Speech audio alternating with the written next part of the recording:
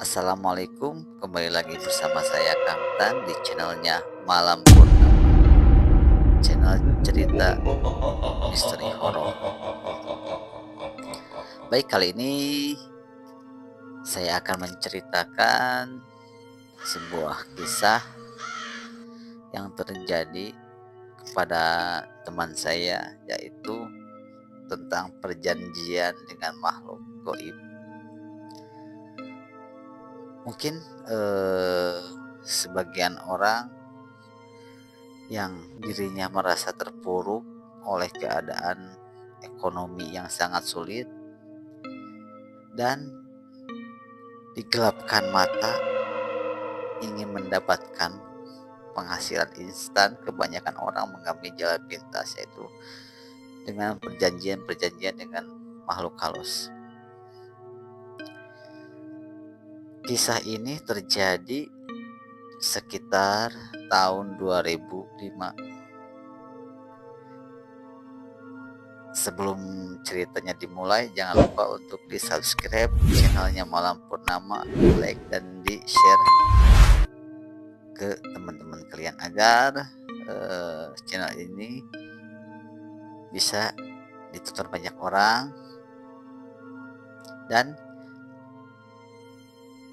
semua yang terjadi di cerita ini ambil hikmahnya saja, tidak untuk ditiru.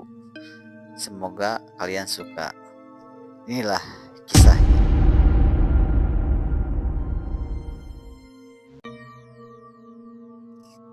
Berawal dari usaha orang tua teman saya, sebut saja Idan. Dia orang yang lumayan mapan, keluarganya berkecukupan pada masa itu. Keluarganya mempunyai usaha sebuah makanan ringan, yaitu kayak kerupuk yang dulu itu kerupuk cacing yang kecil-kecil panjang itu. Idan termasuk orang yang berkecukupan kalau menurut saya. Sehari-hari dia hidup enak, namun pada tahun 2006, menginjak 2006, kala itu usaha orang tuanya gulung tikar dan orang tuanya tidak mampu menafkahi lagi anak istrinya. Otomatis dong, teman saya Idan sebagai anak laki-laki harus membantu perekonomian usahanya orang tua.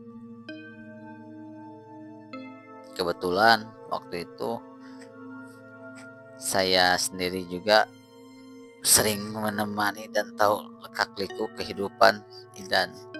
Tapi seiring waktu, karena mungkin waktu sebelum terpuruk usaha orang tuanya, ya Idan sibuk dengan kehidupan ya terbilang cukup mewah lah, dan teman-temannya juga golongan orang menengah ke atas. Sedangkan saya termasuk orang yang menengah ke bawah, jadi jarak untuk bertemunya juga agak sulit, terkecuali kalau dia ada waktu senggang, dia sering mampir datang berkunjung. Nah, di sekitaran 2 tahun gak ketemu, tiba-tiba dia menghubungi saya pribadi dengan, waktu itu pakai handphone yang jadul itu, yang kayak gitu, telepon SMS bukan telepon. Lagi di mana bro, katanya. Lagi di rumah. Datanglah Idan ke rumah. Dia bercerita banyak tentang keluarganya.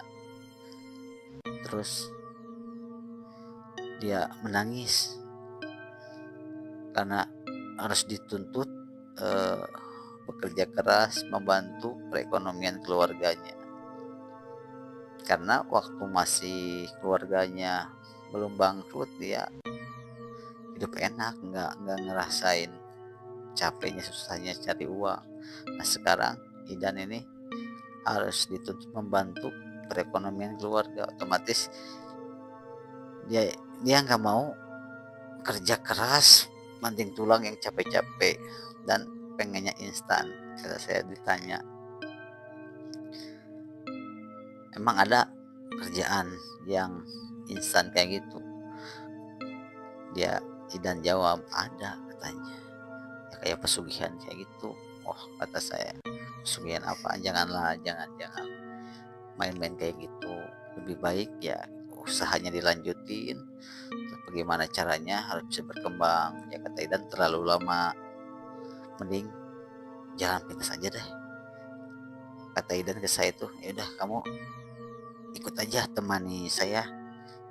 Ya saya bingung juga mau nolak, ini temen gak nolak gimana, saya kebawa dosa.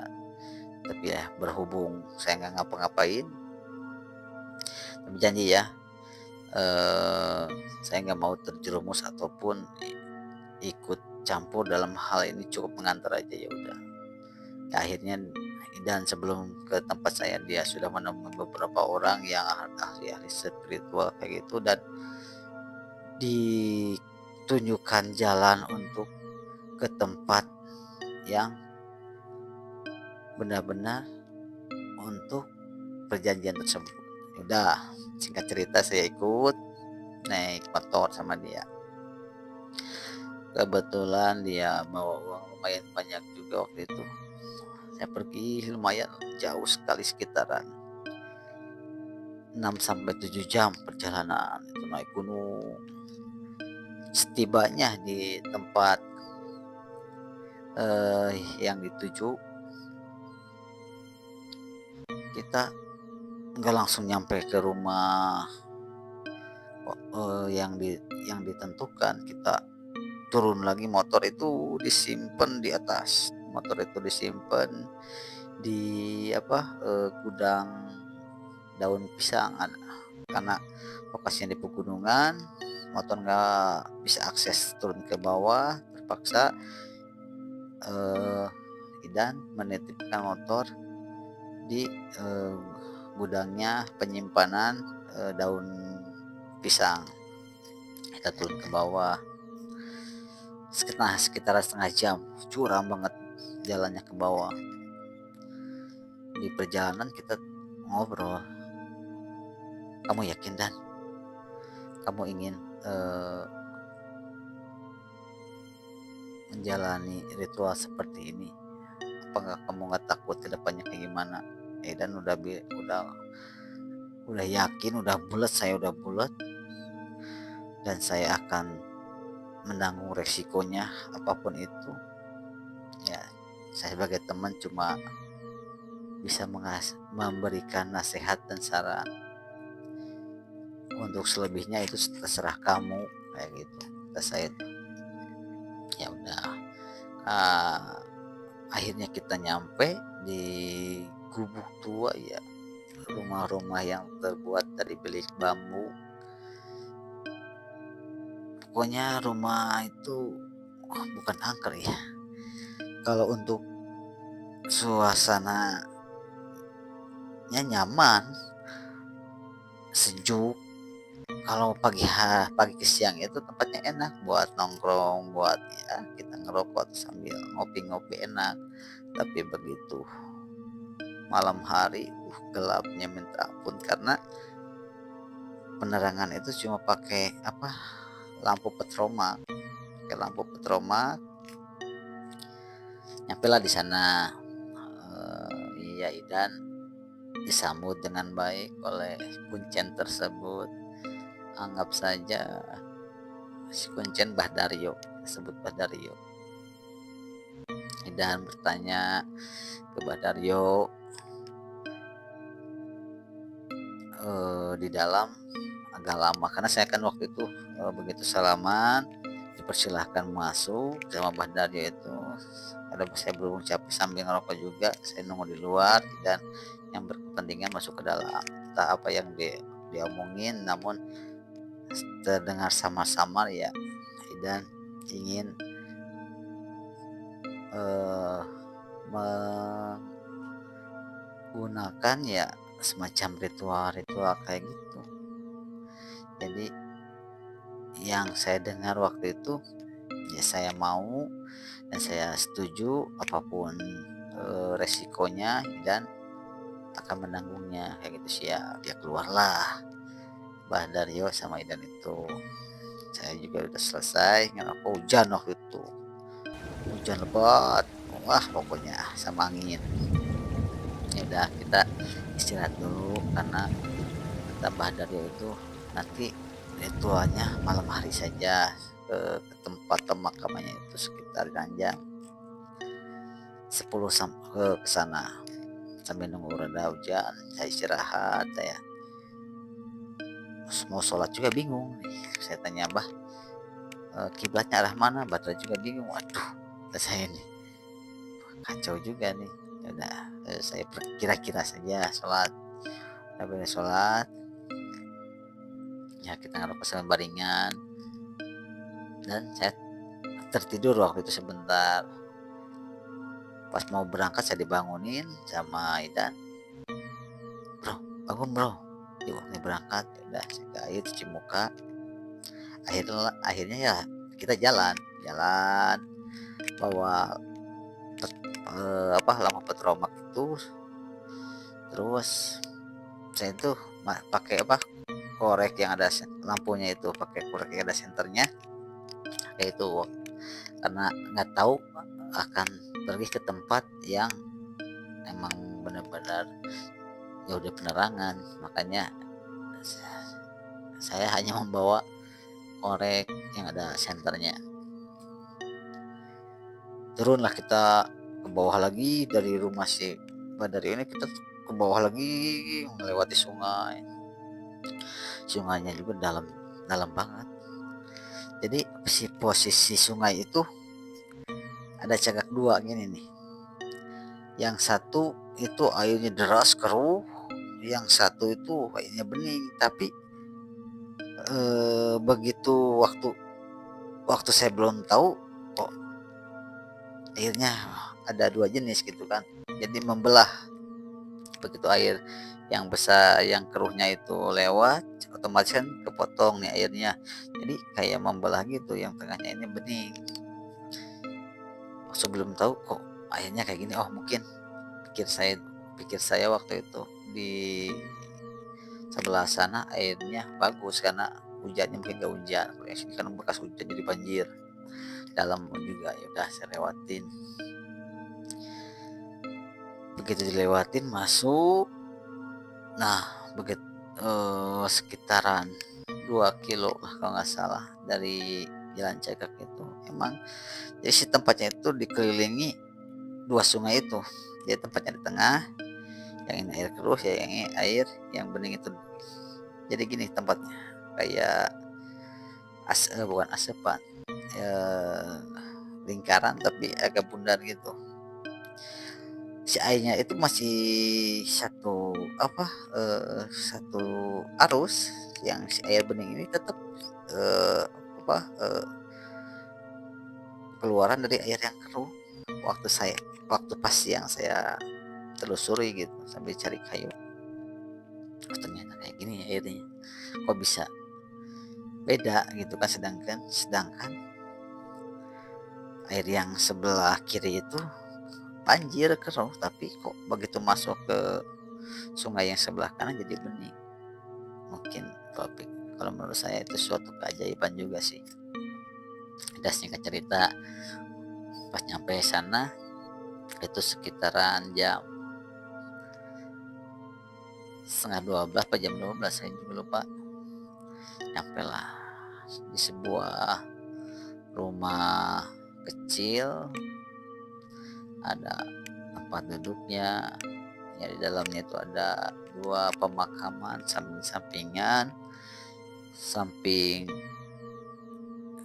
rumah itu ada pohon beringin gede, sampingnya lagi ada pemakaman. Kata kuncinya, sok wudhu dulu katanya. Bukan wudhu apa, cuci muka dulu di air yang bening itu. Saya berdua turun ke bawah, emang segar, airnya segar banget. naik lagi ke atas. Saya masih belum bertanya asal usul kenapa bisa keluh kayak gitu. Tapi dalam hati sudah, kok bisa gitu kan.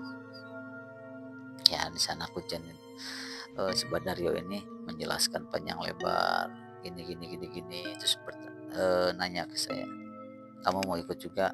Wah enggak bah, saya cuma ngantar aja, karena teman Idan gak berani datang ke sini sendirian, jadi saya cuma ngantar aja. Ya udah kalau gitu silakan adek, tunggu di ruangan itu, di ruangan sebelah lagi, karena begitu masuk pintu itu kayak ada ruangan mungkin sekitar semeter lah, ya sebelah sana ke ruangan saya nunggu yang sininya, tapi tetap kedengaran mereka berinteraksi berbicara apa, saya masih kedengaran sambil tiduran saya dengerin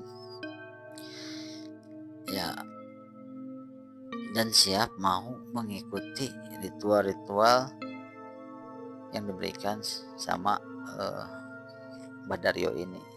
Sekitaran Idan itu harus diam di tempat itu sekitar 40 hari 40 malam sambil berpuasa. Sudah selesai ngobrol, saya dipersilahkan lagi masuk. Idan bertanya apakah sanggup menemani Idan 40 hari 40 malam. Saya pikir juga sih, mau pulang jauh banget gitu kan. Ya udahlah kata saya, boleh saya ikut di sini, cuman saya nggak ikut puasa, tapi saya mau, kata saya itu untuk masakinnya cari kayu bakar, oke lah nggak apa-apa. Dan sangat berterima kasih juga sama saya, dan Badar juga sempat bilang kalau kamu nggak sanggup udah abang anterin pulang sampai ke atas, kamu pulang lagi. Tapi kan saya juga nggak tega lihat teman saya dan ini sendirian, apalagi harus 40 hari 40 malam di tempat yang jauh sama kerumunan penduduk, jauh ke sana ke sini, kalau ada apa-apa bahaya juga. Ya udah saya temenin. Akhirnya hari pertama mau dilaksanain, Bah Dario pulang lagi karena saya kurang tahu apa yang dititipin oleh Bah Dario ke Dan, harus apa-apa saya kurang tahu juga waktu itu. Saya cuma mau bantu untuk memasak nasinya, cari kayu bakarnya, dan nemenin aja. Singkat cerita, pas malam mau tidur malam itu, wah benar-benar gak bisa tidur, hawanya dingin banget. Kedengaran ke samping itu air sungai, air sungai itu berasa kayak apa ya, banjirnya gede itu, suara itu duar duar kayak air, bunyinya air gede apa tubruk batu itu kayak di pantai. Wah banjir gede, kata saya itu wah udah ini tenggelam. Tapi anehnya pas pagi hari bangun pagi sekitar jam setengah 6, gak ada yang namanya bekas-bekas sampah ataupun nyangkut di sekitaran